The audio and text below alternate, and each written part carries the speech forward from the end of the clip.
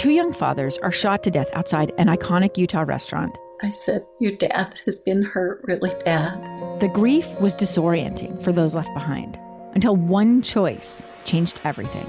I just remember writing this letter, and it wasn't me writing it. Can a personal decision shape generations? We're all falling for this guy's trick. I'm Amy Donaldson. Season 2 of The Letter, Ripple Effect, is available now. Follow us at theletterpodcast.com or wherever you get your podcasts. Lemonada.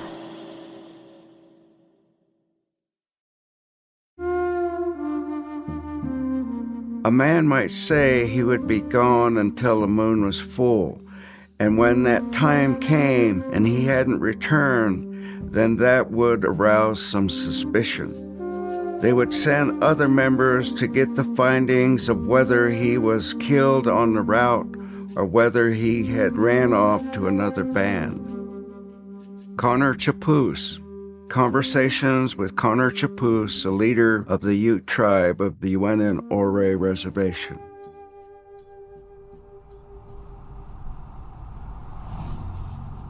The air smelled of pine as Julia Geisler drove up the Mirror Lake Highway.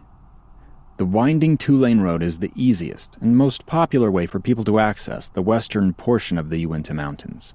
Its highest point is Bald Mountain Pass, where the road makes a hairpin turn on an outcropping of rock right at treeline. Rounded peaks rise above the forest there, like hulking icebergs floating in a sea of evergreen. So it's pretty striking. It's beautiful terrain. Julia and her partner Blake Summers cruised over the pass, driving by campgrounds, trailheads, and several little lakes. You pass Mirror Lake, pretty well-known big lake out there, and then you come to what's called Hayden Peak, and it's kind of the biggest, most striking formation out there you can see. Hayden Peak looks like a massive, derelict castle. The mountain's west face is composed of crumbling buttresses and cliffs, topped by a triangular summit block. It's a prominent landmark that looms over the Highline Trailhead, where Eric Robinson was supposed to finish his hike on the Uinta Highline Trail. It's right off Mirror Lake Highway, so it's like pretty well known. A lot of people there, a lot of horsepackers.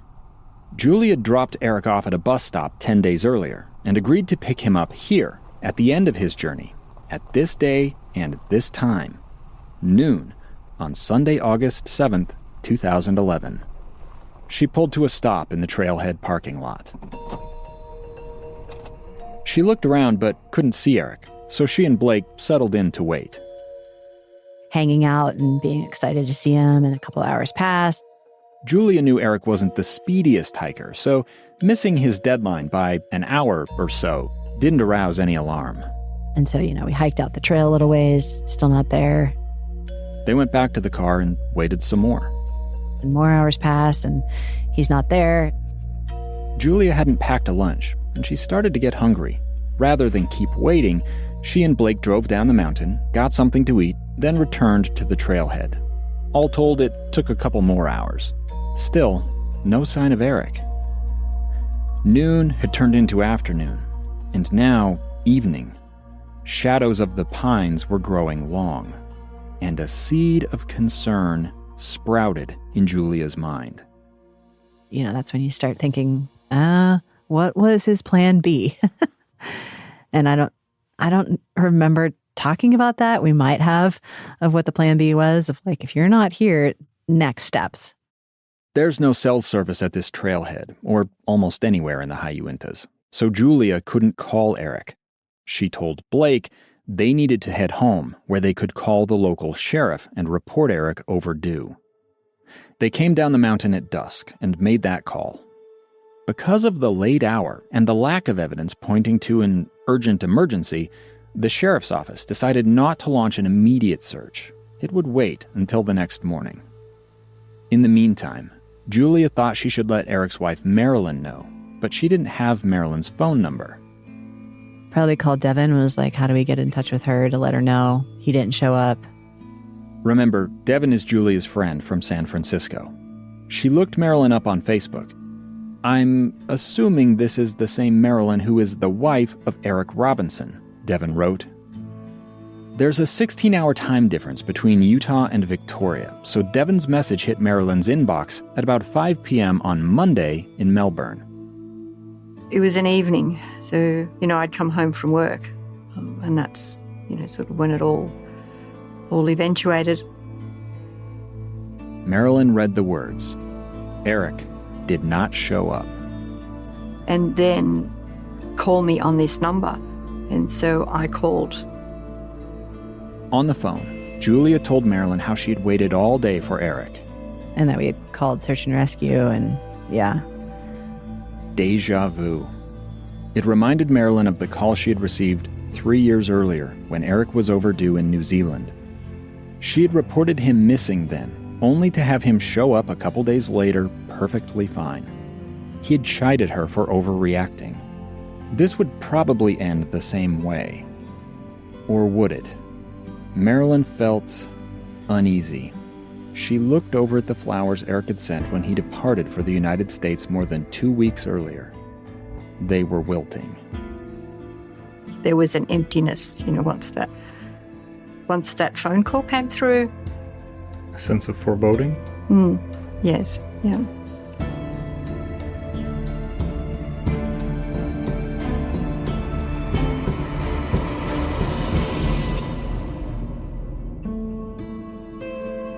My name is Dave Cawley. You are listening to Uinta Triangle, an audio documentary from KSL Podcasts. This is the 3rd episode. It's called The Tyranny of Distance.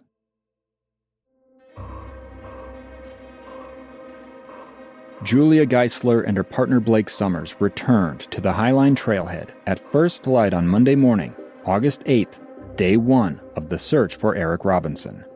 You come back the next day, okay, maybe they'll be there, or they'll hitchhike out. But Eric wasn't there. Julia figured if Eric had come out during the night and hitched a ride into town, he would have left a note. There was a trailhead kiosk that had a notebook in it. And, it said trail registry or something on it. And sign this and put where you're going, your time out.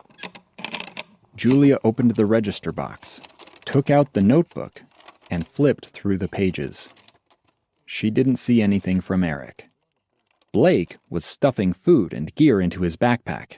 He had decided to hike out eastbound on the Uinta Highline Trail, the opposite direction Eric was traveling. He had a goal in mind. Try to start contacting people that were on the trail at the time. With any luck, he would find Eric or someone who had seen him. Blake told Julia he'd hike as far as Naturalist Basin, a popular spot about a half-day's walk from the trailhead. The basin's near Rocky Sea Pass, the last major hurdle on Eric's walk. It's where Eric might be if simply running behind schedule. So that would have been like his last camp. Blake set off down the trail as Julia scrounged for supplies to make a sign. She found a scrap of cardboard and wrote the words "Hiker Missing" on it, along with Eric's name and a phone number to call. She taped the sign to the trailhead kiosk with neon pink duct tape. Then she headed home. On the drive, she realized she couldn't say whether Eric had even made it to the start of the trail. The last time she had seen him, a week and a half earlier, he was getting on a bus. Anything could have happened after that. I think that just starts the unknown of you just don't know. Maybe the bus had crashed. Or maybe the guide Eric had hired to shuttle him from the bus to the start of the trail robbed him and dumped him somewhere. More likely, Eric might have had some kind of trouble on the trail. Snow conditions in the Uinta Mountains were extreme that summer. The prior winter had packed a record-setting amount of snow in the range. Snow that had repeatedly thawed and refrozen.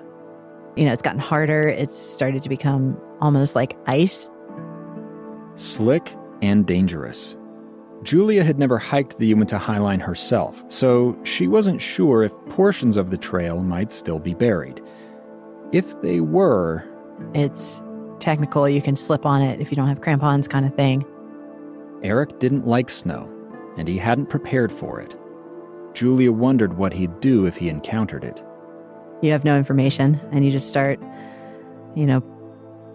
thinking through every scenario and what the terrain is and what the exit points could have been that he could have gone on. There are at least 20 official trailheads scattered around the perimeter of the Uinta Mountains. Some are hours from the closest town, down rough, unpaved roads with no cell service. Maybe Eric had bailed and hiked to one of those other trailheads. The first thing sheriff's deputies did on day one of the search was drive out to each of those trailheads to check. But Julia wasn't yet aware of this. Not being the sheriff, I didn't have a full picture on everything that was happening. When Julia made it home, she pulled out a copy of Eric's itinerary. It included the name and phone number of the guide he had hired to shuttle him to the start of the trail. Julia called that man, Jeff Stagg, who confirmed he had taken Eric to the Chipeta Lake trailhead 11 days earlier. Stagg promised to immediately go back to Chipeta Lake and personally travel the first stretch of the trail looking for Eric. The distance involved meant he wouldn't be able to report back for at least a full day, possibly more. It was already afternoon on day one of the search, and Julia wasn't sure what else to do. Other things are being coordinated, like the helicopters and the horses and things like that. At that very moment, the sheriff of Duchesne County was calling out his search and rescue team. They had orders to head into the Uintas on horseback, but it would also take them time to muster. Meanwhile, a helicopter belonging to the Utah Department of Public Safety lifted off, on its way to fly over the Uinta Highline Trail, in search of a missing man, carrying a ruby red backpack.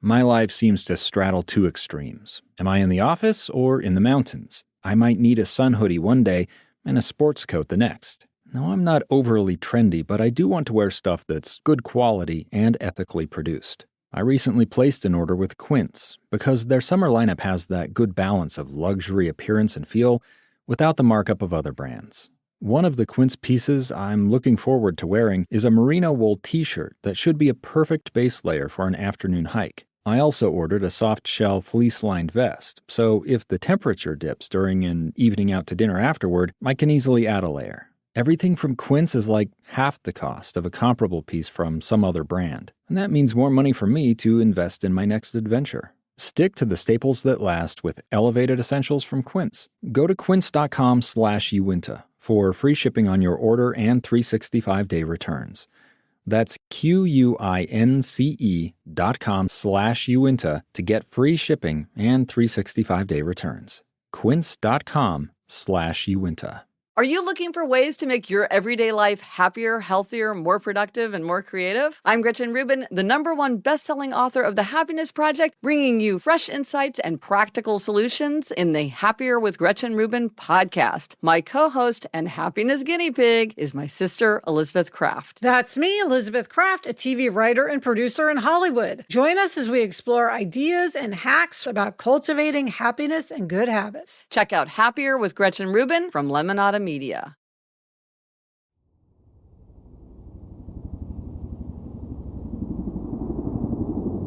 A pair of hikers moved along the Uinta Highline Trail on the afternoon of Monday, August 8th, day one of the search for Eric Robinson.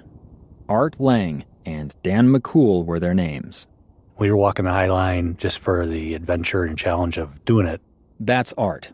He's a friend of mine, but I didn't know his personal connection to the Eric Robinson story when we first met, years ago.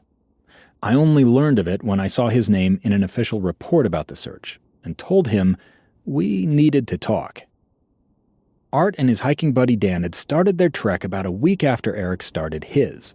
They were crossing a forested stretch of the trail, a bit west of Chipeta Lake, when they heard a helicopter overhead. The same chopper I mentioned a moment ago, on the first flight in search of Eric. I think at that point we had 6 more days to finish. And I want you to hear Art's side of this story, because he saw the search unfold right from the trail. First, though, let me tell you a bit more about Art.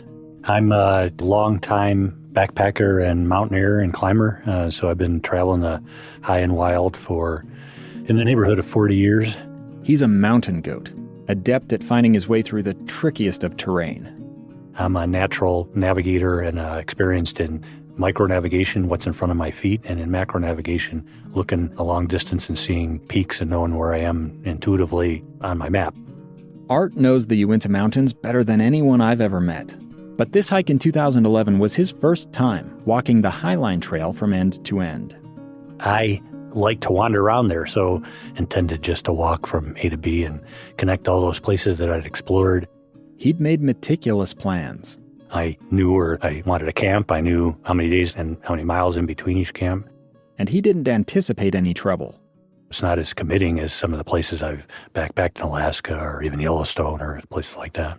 But as I've said, 2011 was an unusual year. The Uinta Mountains aren't well known outside of Utah, but we're going to spend a lot of time in the Uintas, so it's important to develop a picture of the place. Imagine you're orbiting above the Earth, looking down on the western United States. You see the Rocky Mountains running north to south across Montana, Idaho, Colorado, and New Mexico. The Uintas are a sub-range of the Rockies, a finger that juts out to the left from Colorado into Utah. And that Highline Trail runs the length of the mountain range, and the mountain range is a rare mountain range that is oriented east and west. Zoom in, and you'll notice a barren stripe of elevated rock running through the middle of the range. This is the Uinta Crest, an unbroken spine of ridges and peaks rising above timberline. It's the backbone. Spurs branch off the crest to both the north and south. They are the ribs. The rocks that make up these bones were formed hundreds of millions of years ago when sediment buried deep underground transformed into a rock called quartzite. Then, tens of millions of years ago, a warp in the Earth's crust pushed that buried quartzite upward. As the rock rose, glaciers formed on it, ice chewing away, carving deep basins between the ribs. These basins are called cirques. Many cirques in the high Uintas are today above timberline, home to an ecosystem called alpine tundra. Like what you see in The Sound of Music, the singers running through these big wildflower fields. That's alpine tundra. In the alpine tundra of, say, Utah, the Highline, that tundra exists because the conditions at altitude are desiccating cold winds in the winter that cause the trees to not be able to grow. There are plenty of wildflowers and plants that create flowers, but they're only there for a month of the year. So everything's struggling to survive.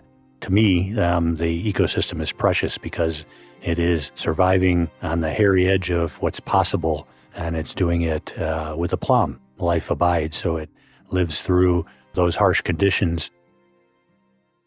The glaciers that sculpted the Uinta Mountains have been extinct for thousands of years. You can still see evidence of them, though, in many little lakes scattered across the range. These lakes are called tarns, and they form the headwaters of creeks and streams, each flowing down out of the tundra into subalpine forest, cutting river canyons. If the rocks are the bones, these waterways are the veins. Each cirque, creek, and canyon forms a system called a drainage. That's an area where all the precipitation, all the water, drains to a single source. The Uintas has a couple dozen drainages, major drainages that come in from the north and come in from the south. I'm going to take this metaphor one step further by adding trails. Trails are the nerves of the Uintas. They form a network that links many different points. The Uinta Highline Trail is the central nerve, the spinal column. It parallels the backbone of the Uinta Crest, from one end of the range to the other. Many other trails branch off of it, descending out of alpine tundra through the forested canyons. And every single one of those has a trailhead and often people at them. And so it's a simple matter. If you get sick or get injured, it's a simple matter to crawl or walk down 10 miles to any trailhead and you're out of there. An injured person traveling alone would likely find it difficult to go 10 meters, let alone 10 miles. Keep in mind, Art's perspective is a product of his extensive experience in the Uintas. He doesn't see the range the same way someone like Eric might. Not especially difficult to navigate. It's not especially dangerous place. Weather, sure, it can be bad, but there's many mountain ranges that are far more risky than the high Uintas. Maybe so, but that doesn't mean the Uintas are without risk. I told Art I knew of several cases involving people who disappeared in the Uintas. I had come to think of the range as the Uinta Triangle, a place where most visitors come and go without trouble, but where an unlucky few vanish without explanation. Art challenged me on that. Is it rare that someone gets lost in the backcountry and is not found, or is it common? By backcountry, Art means primitive land, places that require hiking or horsepacking to get to, where the only amenities are the ones you carry with you. Front country, by comparison, is where you can camp right out of your car, with conveniences like fire pits, picnic tables, outhouses, and paved walking paths. Most of the high Uintas qualifies as backcountry. So Art's asking, do people really disappear in those far-flung places, never to return? From my research, I can say it happens. Not often, but more than you might think.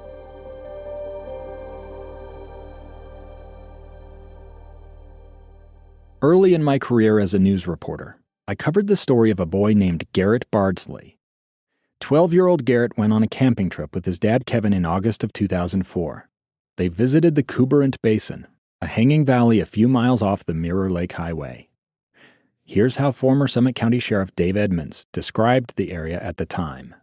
This country up here is some of the most rugged in the continental United States. This is the top of the world, and it's like the surface of the moon up there in some locations. Garrett's dad, Kevin, left camp to go fishing one morning. Garrett tagged along, but he slipped at the lakeshore and soaked his feet. Kevin told Garrett to go change into dry socks. Camp wasn't far, just through the trees. Garrett walked into those trees, but didn't emerge on the other side.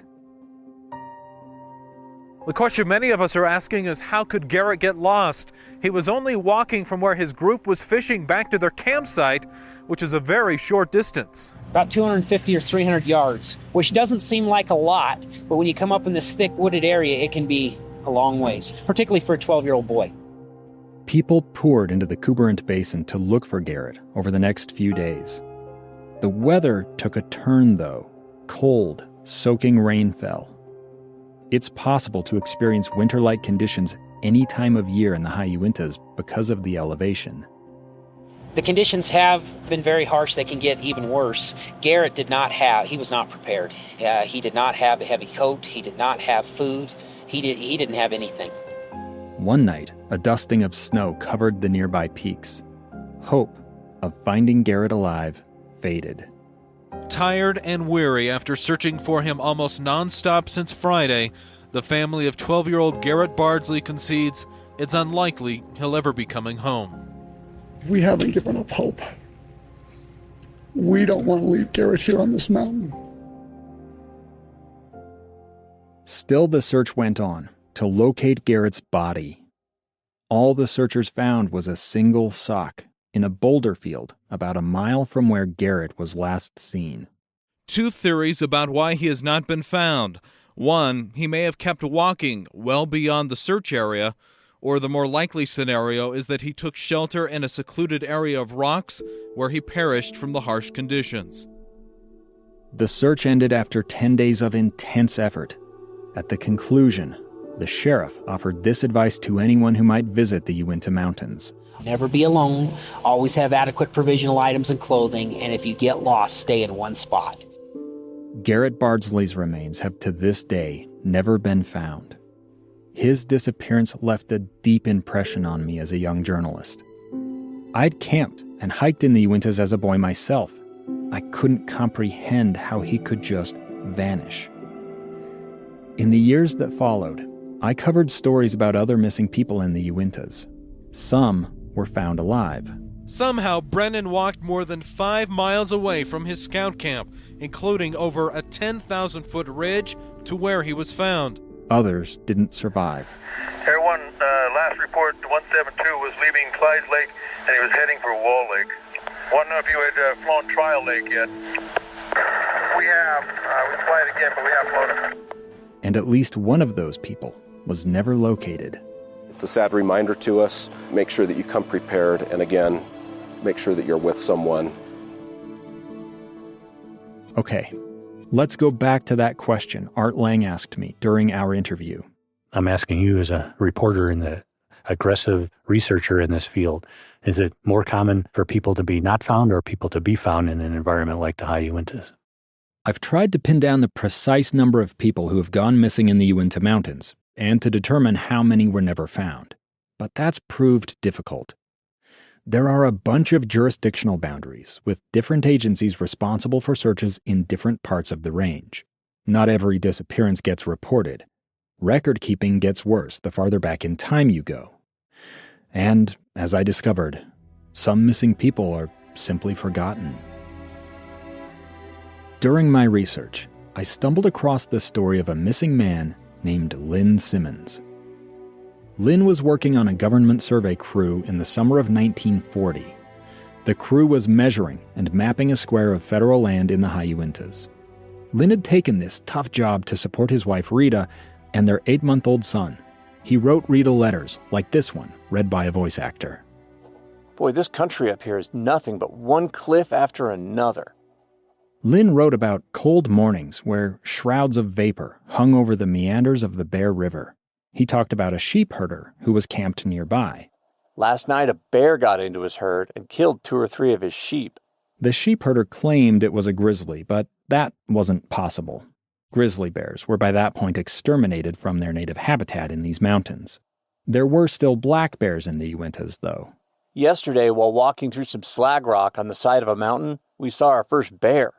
He was only a small one, pure coal black from one end of him to the other. This wasn't Lynn's first experience in the woods, but the Uintas felt more wild than almost any place he had ever been. You ought to see our horses up in this country. They can probably smell bears, and when you're riding one of them alone, they will go down the trail shying at everything from stumps to rocks. And sometimes they just jump to try and get rid of you. About 2 weeks after Lynn wrote those words, he and 3 co-workers went to the top of a mountain called Lamotte Peak. I've been there myself. It's a barren pile of rocks that towers more than 2,000 feet or 600 meters over the surrounding river valleys. And it's where one corner of this crew's survey project sat.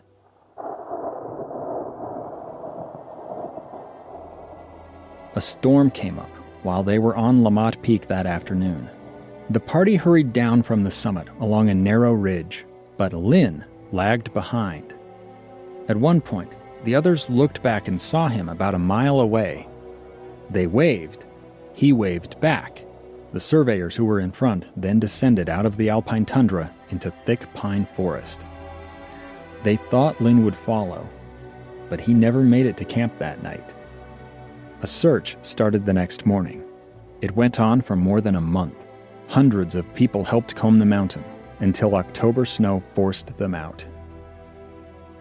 Lynn Simmons was never found.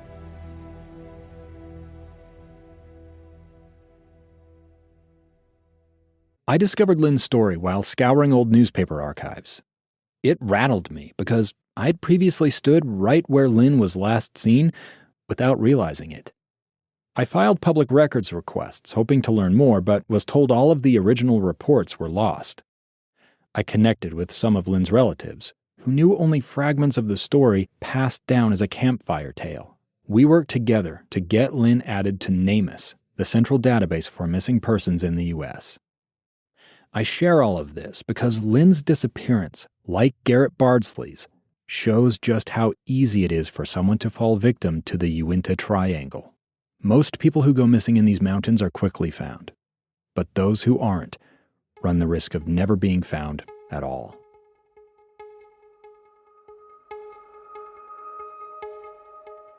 Julia Geisler kept busy as day one of the search for Eric wound down. She pulled out her photos from the John Muir Trail, found a few good shots of Eric, and used them to make a missing persons flyer on her computer. She sent the file to some friends and asked for their help. Printing them off on home computers and putting them wherever we could. She gave a stack to Jonathan McCauley. Jonathan's the guy Eric and Julia met on the JMT, who had brought pizza in to celebrate Devin's birthday, part of that trail family.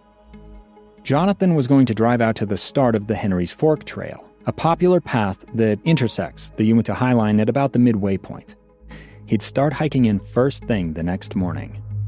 And Julia's friend Devin from San Francisco was booking a flight to Utah, eager to help any way she could. We were just focused, you didn't have a choice but to do everything you could at the moment. That included keeping Eric's wife Marilyn informed, but that was a struggle. It was really difficult to communicate. Julia couldn't get her phone to connect to an Australian number. It was a nightmare trying to dial for some reason. Instead, she turned to email. For Marilyn, the time difference meant it was already Tuesday morning. She was at work, at her job as principal of Volkstone Primary School. And I'm pacing in my office thinking, what am I going to do about this? Waiting for updates by email was agonizing. She felt powerless, unable to help from half a world away. In one email, Julia extended an invitation, telling Marilyn she was welcome to come and stay in Park City while they sorted all this out. The idea felt a bit crazy. Marilyn had responsibilities. Who would manage the school if she were to leave?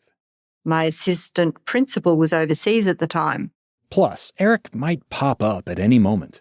She didn't want to be stuck in a plane somewhere over the Pacific when that happened. Marilyn had a thought. What about Eric's beacon? He'd bought that EPIRB, the satellite distress signal. She emailed Julia, asking her to ask the sheriff whether they could track the beacon. Julia called the Duchesne County Sheriff's Office first thing on the morning of Tuesday, August 9th, day 2 of the search for Eric. She demanded to talk to Sheriff Travis Mitchell. Gotta be your own advocate, no matter what it is. Mitchell told Julia the beacon could only be tracked if Eric hit the panic button. That hadn't happened. That was the most frustrating part, that he had a GPS unit, but we couldn't see where he was with it because it's not that kind of a device. Sheriff Mitchell said his deputies hadn't found Eric at any of the trailheads the day before. Now the first wave of searchers were just about ready to depart on horseback. And Mitchell was going to board a helicopter to fly over and personally inspect each of the passes of the Uinta Highline Trail from the air. They agreed to talk again later that afternoon. After hanging up with the sheriff, Julia started calling the local news stations. Trying to get people to come forward. She hoped someone, anyone, who'd seen Eric would give her some indication where he might be. It's clear we need more resources and more help. Julia sent another email to Marilyn. I'm going to start calling friends to get more people out there, and then hopefully get out there myself, she wrote. I wish the news were better.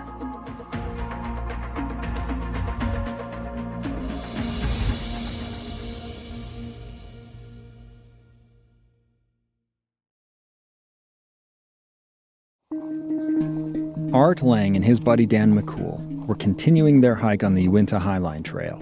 They were behind schedule, at least according to Art's plan. Dan McCool was having some trouble. He was off the couch and out of shape. As usual, he got in shape on the trip, but this was early in the trip, so he wasn't in shape yet. They were on a portion of the trail through a place called Painter Basin, headed for the highest point on the Highline, Anderson Pass. Anderson would have been the second major hurdle of Eric's hike, and it's a place he might have run into other hikers because the pass is also a waypoint on the route to the highest mountain in Utah, Kings Peak. Kings Peak is a lightning rod, both literally and figuratively, in that it's always hit by lightning, but it's also attracting people from all over the world, and especially Boy Scouts, to go climb it. Kings Peak sits on one of the ribs I described earlier. Anderson Pass crosses that same rib just to the north of the peak, in a notch between the peak and the spine of the Uinta crest. Art and Dan were on their way to Anderson Pass when they heard the rumble of another helicopter. It was pretty continuous and frequent. They were buzzing around all over the place. Art had crossed Anderson Pass several times before, and he knew Kings Peak was a hot spot for accidents. So in my years of experiences, as we came up Painter Basin approaching Kings Peak, it has been unusual to see or hear a helicopter. This helicopter passed low enough. Art could see it belonged to an air ambulance company. It bobbed about like a bumblebee drunk on nectar. then moved off to the west, the sound fading as it disappeared over the horizon. And then as we got closer to Kings Peak, we either saw a flyer on a post or we talked to a person that talked about Eric. That's the first we heard of it. Art took a close look at the flyer. I thought, wow, if we're walking the same thing, well, I guess we're going to be looking for him the next 4, 5, 6 days. Art and Dan reached Anderson Pass and were treated to a sweeping view of the next drainage to the west, the Yellowstone Basin. That is one of the prettiest places in the whole mountain range, and I've gone back there over and over again because it's open and beautiful and it's dotted with these big boulders all over the place. Looking down into the Yellowstone Basin from the pass, you feel like you could step off the edge and fall straight down to the bottom of the bowl, 1,000 feet or 300 meters below. If you instead look out into the distance, the ribs of the Uinta Range seem to stack one after another, like waves on the ocean, all the way out to the horizon. Art took it all in, wondering if Eric might be somewhere within his field of vision. He may have just been wandering around looking for wildflowers or just enjoying the solitude.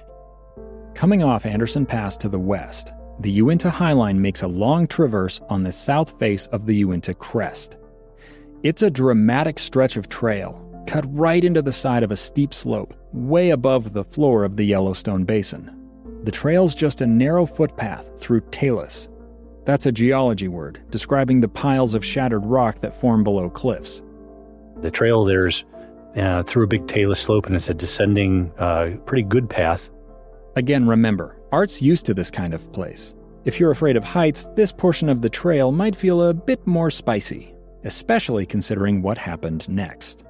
There was a couple fingers of snow, steep snow slopes. High-angle snowdrifts, slashing across the trail. Looked like they would be too steep for us to comfortably cross.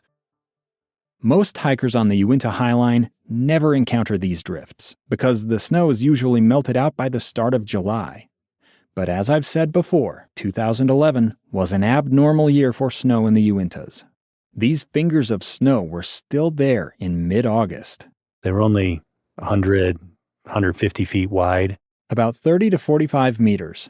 Art looked to see if anyone had cut or stomped a path across the first drift. I don't think there was yet much trail put in across the steep portion, because really to do that, you'd have to be a mountaineer with an ice axe. Mountaineers use ice axes to chop steps or as a handhold when traversing steep sections of snow. But they are also crucial safety equipment. Say you slip on steep snow and start sliding. You keep accelerating, unable to stop yourself. If that snowfield ends in a cliff or a rock pile, there's a good chance this slide kills you. That's exactly what happened to Eric's friend Alan Beck.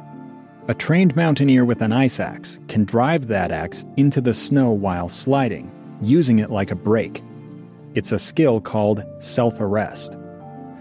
Art hadn't brought an ice axe or crampons on this hike. He hadn't expected needing them. Neither had his hiking buddy Dan. If either one of them slipped crossing this drift, they wouldn't be able to self-arrest. We considered briefly just going down the steep talus slope that, to mountaineers, a steep talus slope can be enjoyable if it's the right size particles, in this case stones or pebbles. If it's small, it's fun. You glissade down or you can plunge step down and you can go down quickly, and it's actually fun. Glissading is a sort of controlled slide, like skiing without skis. But Art could see the talus in this area was too big to glissade on. What's more, Art knew there were bands of vertical cliffs between where he stood on the trail and the basin floor far below. It's uncomfortable to go down at that point. Uncomfortable being Art's way of saying unsafe.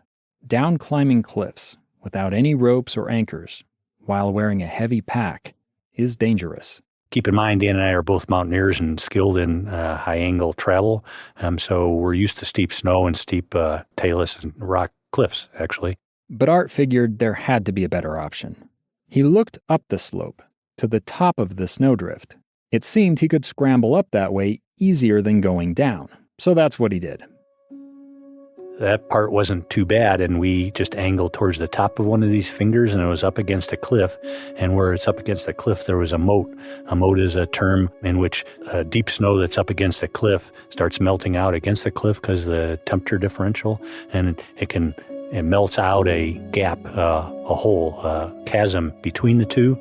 And in the real mountains, that can be very dangerous, as bad as a crevasse. It can be several hundred feet deep. But in this case, you really can't tell how deep it is. It just looks like a black hole, and it's a little bit intimidating.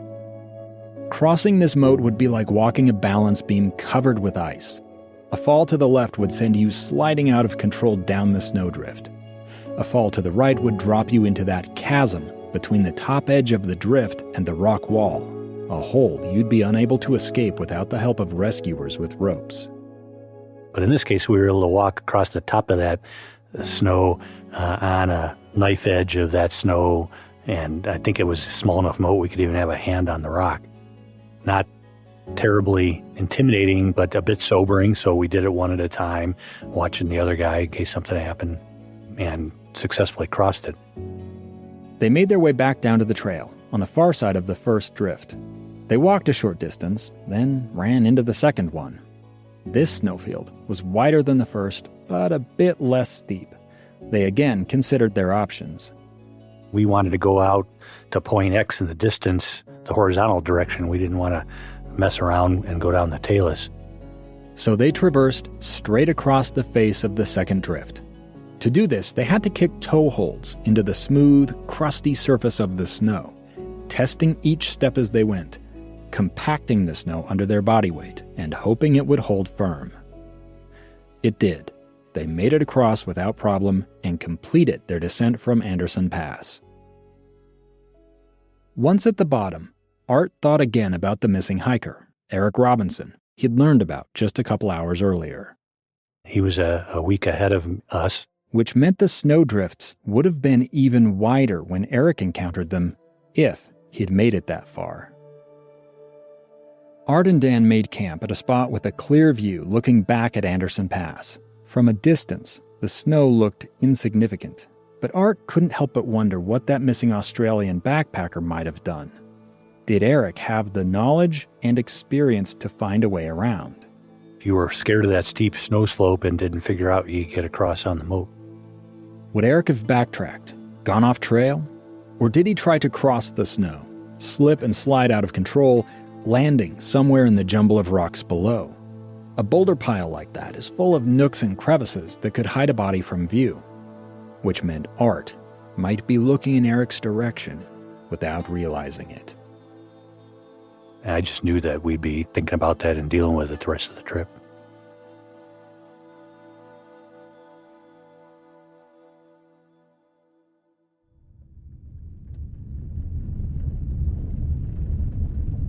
It's July 28th, 2023. Exactly 12 years to the day since Eric Robinson started his hike on the Uinta Highline Trail. I'm sitting in an SUV with audio producer Nina Ernest as we bounce our way up the long dirt road to the trailhead at Chipeta Lake, the very place Eric started his hike. We're making this long, dusty drive because I want to try and hike Eric's same itinerary to cross the Uinta Highline Trail. The idea of doing this hike came to me around the start of April. At that time, snow conditions in the Uintas looked a lot like they did in 2011. It was setting up to be another record snow year. I thought I could gain some insight about what Eric might have experienced. You've heard me try this approach once already, in New Zealand, and it didn't go so great. I bailed on that hike when it started to feel unsafe. But here I am again.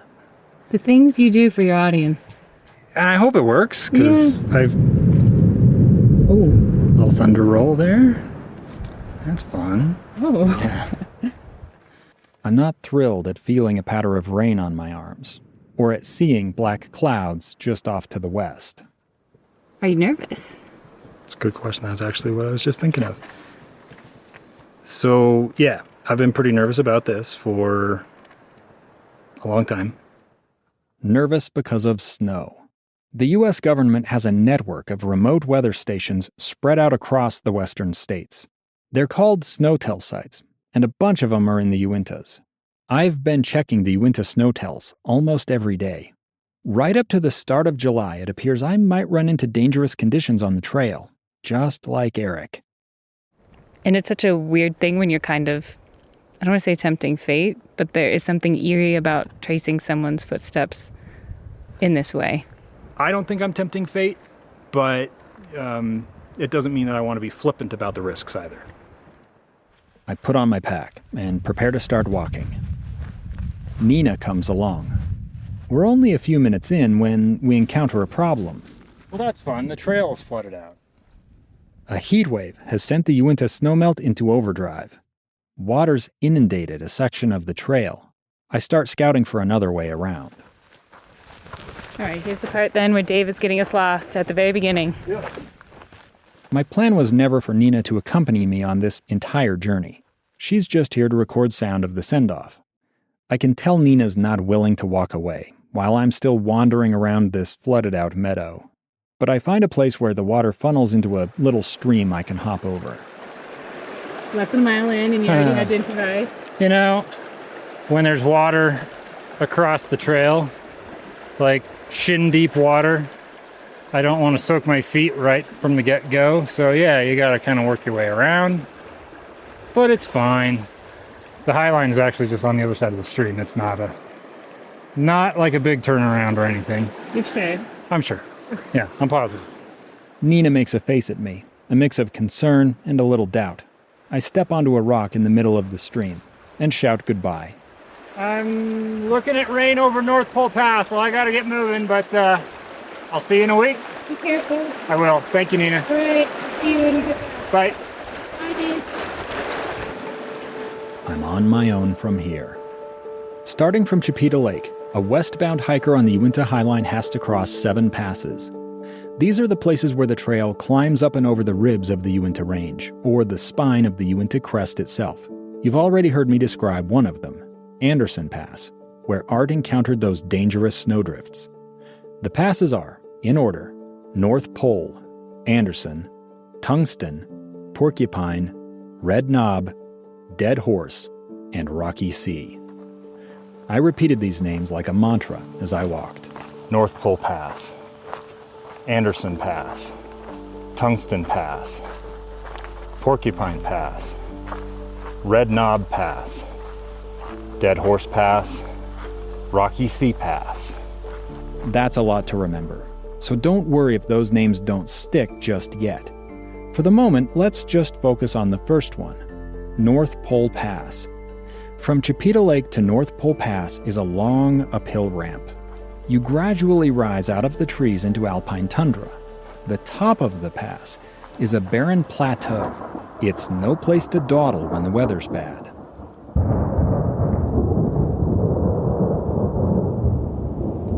The Uintas rise high enough that they make their own weather. Thunderstorms boil up almost every afternoon during summer. Lightning strikes are a very real danger if you get stuck in a storm above timberline. So most hikers aim to cross the passes early in the day. I don't have that luxury as I head for North Pole Pass. It's already late afternoon, and I'm determined to reach my destination on the far side. I push my pace, but end up overdoing it and collapse right at the top. At an elevation of about 12,250 feet, give or take. And, I gotta be honest, I'm not doing so great. The storm fizzles, thankfully, but I feel like I'm going to puke. I just had to lay flat on my back for about 5 minutes, just kind of letting my body settle. I'm not conditioned for this hike. Earlier in our story, I talked about how I started hiking in my 20s as a way of dealing with some emotional baggage. My first few solo trips felt pretty awkward. It can get boring having no one to talk to for days at a time. On the other hand, being alone forced me to meet someone new. Myself. I started conversing with my own inner monologue. That voice wasn't always the most kind. It'd say things like, "You've really done it this time, stupid." But other times, I discovered it could be surprisingly compassionate. Hey, that stuff that happened to you as a kid, it wasn't your fault. In this moment, atop North Pole Pass, that inner voice speaks back to me. You'll be all right. Don't give up. I steady my breathing, stand on wobbly legs, and pick up my heavy pack. I have a ways still to go in order to reach my intended campsite at a place called Fox Lake. Once there, I pull a microphone and audio recorder out of the backpack. This isn't the kind of gear most backpackers carry. It's heavy and bulky, but I want to be able to record my experiences in the moment and share them with you right from the trail. Even though I'm feeling pretty wrecked right now at the edge of Fox Lake, the sunset here tonight was absolutely fantastic, and there's nobody else here. I'd wanted to get here before sundown because I needed enough daylight to find a specific spot along the lakeshore. I'm camped approximately where I believe Eric Robinson spent his second night on the Uinta Highline. Early in the search for Eric, as the local news media started spreading the word, a man named Carmi came forward to report seeing Eric at Fox Lake on the morning of July 30th. That was day 3 of Eric's walk. Carmi had snapped a photo of Eric. It showed him next to his tent, squinting into the rising sun, holding a mug of tea. It is the last known photo of Eric. And I now know exactly where it was taken. This tells me something significant. Eric didn't go far off the trail to make camp. He didn't wander in search of the best vista or the most solitude. It also tells me Eric wasn't moving very fast. It took him a day and a half to travel the same distance I did in a matter of hours. So I've skipped one night and I'm already ahead of Eric's schedule.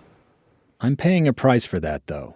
I've got a headache and I feel a bit nauseous, which could be from dehydration or a symptom of something worse: altitude sickness.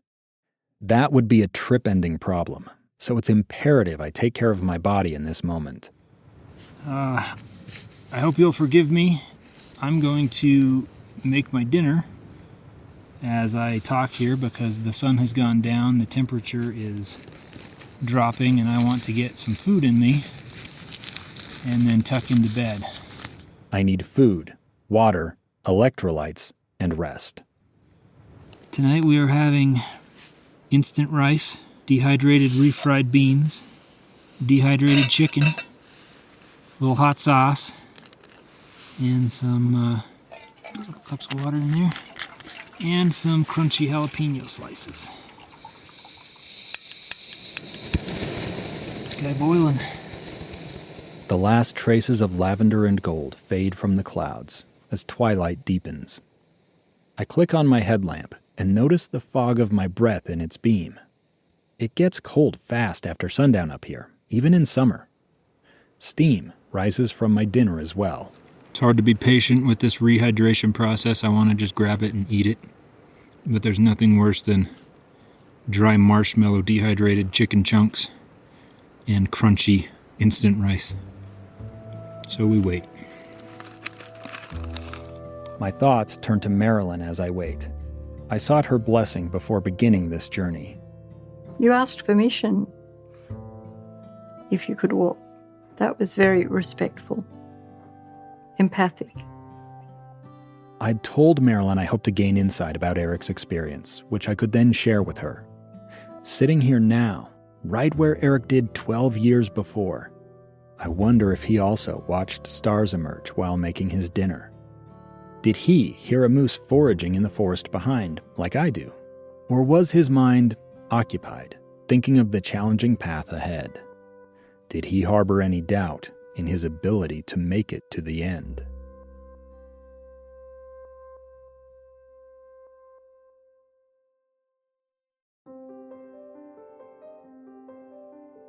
Back in 2011, on day 2 of the search for Eric, Marilyn felt the extreme distance tearing at her.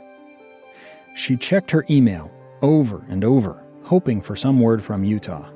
Her mind kept going back to Julia's invitation. The idea of dropping everything to fly across the world started to seem less crazy.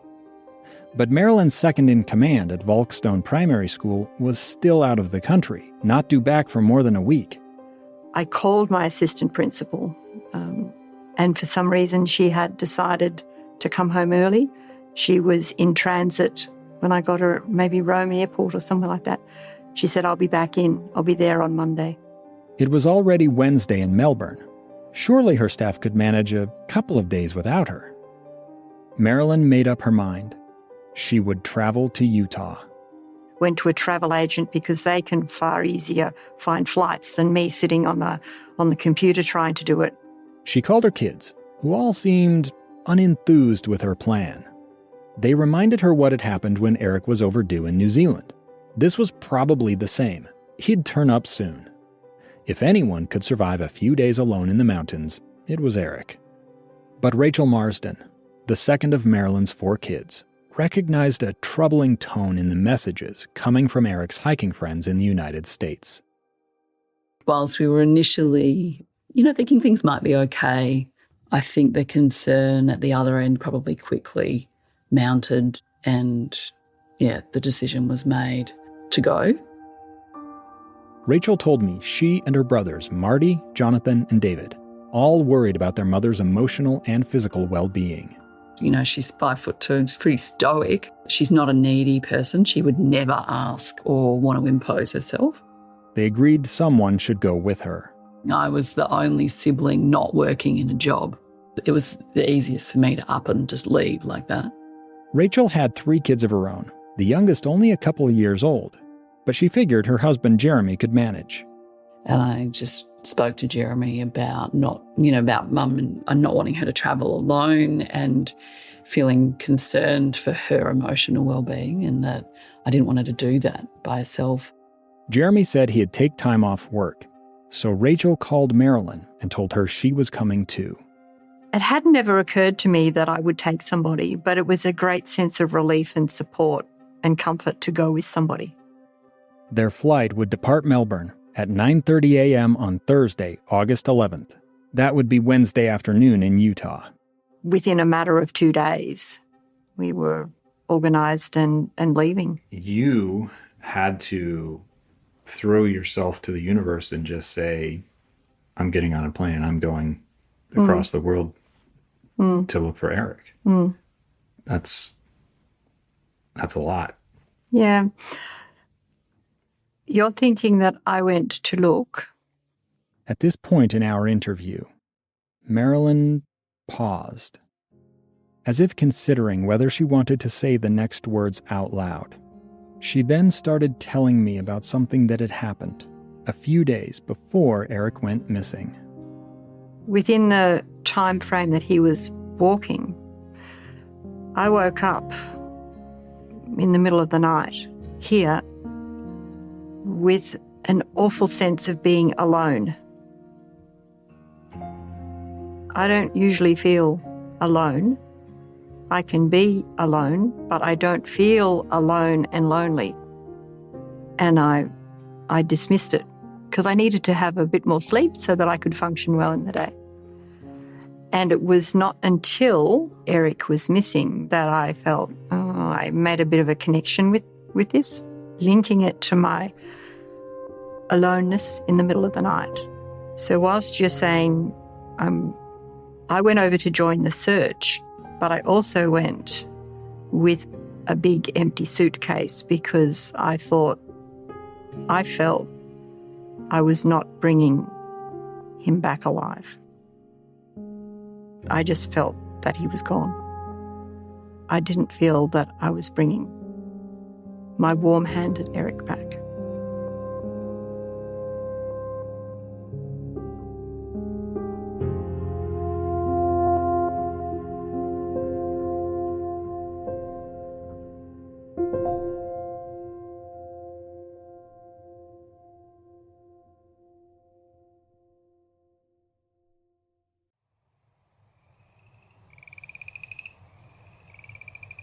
Uinta Triangle includes immersive field recordings made in real outdoor locations.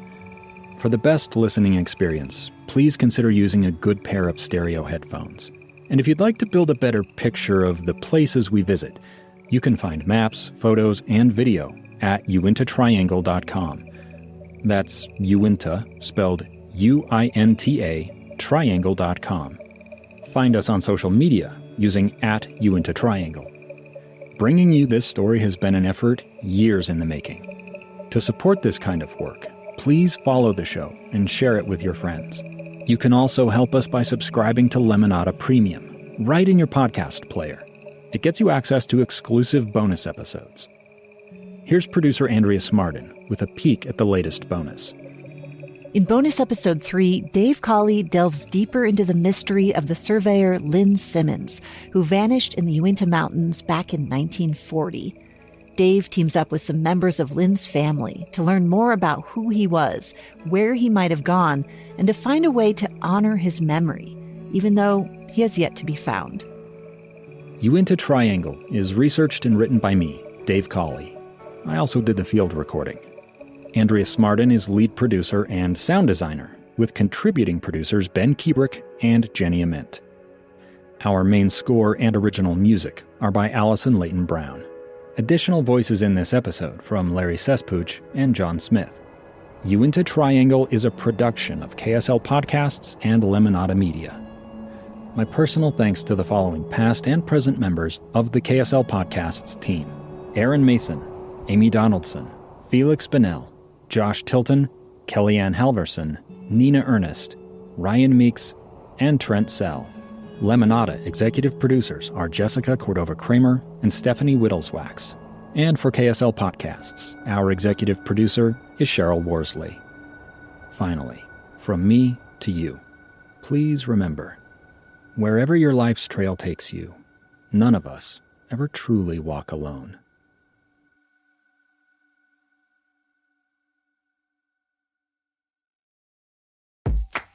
Hi, I'm Megan, and I've got a new podcast I think you're going to love. It's called Confessions of a Female Founder, a show where I chat with female entrepreneurs and friends about the sleepless nights, the lessons learned, and the laser focus that got them to where they are today. And through it all, I'm building a business of my own and getting all sorts of practical advice along the way that I'm so excited to share with you. Confessions of a Female Founder is out now. Hear new episodes each week, ad-free on Amazon Music. You can also ask Alexa, "Alexa, play Confessions of a Female Founder with Megan" on Amazon Music. And she will.